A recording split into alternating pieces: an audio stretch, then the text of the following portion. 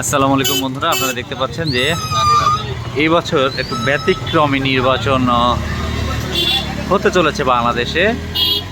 প্রতিনিয়ত যে চিরচেনা চিত্র, কাগজের পোস্টার, পিভিসি ব্যানার সব কিছু মিলিয়ে এক রকম ছিল প্রচারণা। এবছর কিন্তু হয়েছে অন্যটা।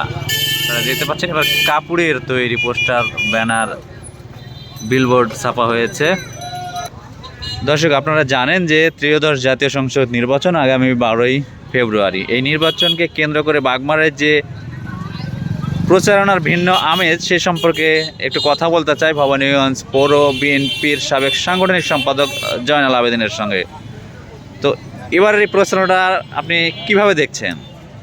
এই যে প্রচারণা হচ্ছে এতে ভালোই হচ্ছে, কারণ টাকা সাশ্রয় হচ্ছে সরকারের। ব্যানার ফেস্টুন যদি লাগাতো, ঘরে ঘরে ওয়ালে ওয়ালে লাগাতো, এতে কারো ওয়ালে লাগাতে দেয়, কেসাল হয়, মারামারি হয়, এ তো সাশ্রয় হচ্ছে, কাগজ সাশ্রয় হচ্ছে, কাগজটা নষ্ট হচ্ছে না। এতে আমার মনে হয় এটাই ভালো পদ্ধতি, এটা পুরান পদ্ধতি, এটাই থাকা ভালো। এই যে কাগজের পোস্টার যেগুলো দিত, কুয়াশায় নষ্ট হয়ে যেত, আবার প্রার্থীদের ওই পোস্টারগুলো লাগানো লাগতো, এতে অনেক অর্থ ব্যয় হতো। এই অর্থগুলো তারা সাশ্রয় হচ্ছে। এবার কি আসলে সরকারি নীতিমালা মেনেই নির্বাচন অনুষ্ঠিত হচ্ছে বলে আপনি মনে করেন? মোটামুটি সরকারি নীতিমালা মেনেই নির্বাচন হচ্ছে। কোনো পক্ষই আসলে আপনার যে রাজশাহী 4 বাগমারা আসন, এইখানে নির্বাচনী আচরণবিধি ভঙ্গ হয় এরকম কোনো কার্যক্রম কি আপনার চোখে পড়েছে? মোটামুটি এরকম চোখে পড়েনি আর কি, ছোটোখাটো বাদে কোনো এরকম ইয়ে হচ্ছে না। আপনি বিএনপির একজন দায়িত্বশীল পদে থেকে যে প্রচারণায় অংশ নিচ্ছেন, এতে মানুষের আগ্রহ কেমন দেখছেন এবারের ভোটে? ব্যাপক আগ্রহ দেখছি। দীর্ঘ 17 বছর পর বিএনপির মানুষ নির্যাতিত হয়েছে, এখন তারা এই নির্যাতিত থেকে মুক্তি পেতে চায়, যার কারণে এরা সুষ্ঠু নির্বাচন হোক, এরা সবাই ধানের শীষে ভোট দেবে, এটাই আশাবাদ।